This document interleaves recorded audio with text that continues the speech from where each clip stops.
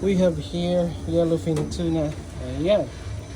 So bago tayo maligo, buhat sa pagkinilaw. So basic kinilaw lang tayo guys, yung authentic na pagkaluto ng kinilaw. Para mas dami. Sibuyas, luya, o radish. Wala lang, ito naman sisura. Itong kinilaw sauce.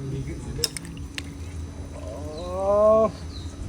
Then, so ingan ni may magbuhat og kinilaw. To follow ang pipino niya pagkauno na para di siya magbasa. Mga mahilig og basa dira. Mix na, mikos na. Yan, make sure na even ang pagka mikos ni mani. Tinawa na nato, bro. This is my kinilaw. First bite. Tibutan na to siya pipino all in. Okay. Bismillah. Hello eh.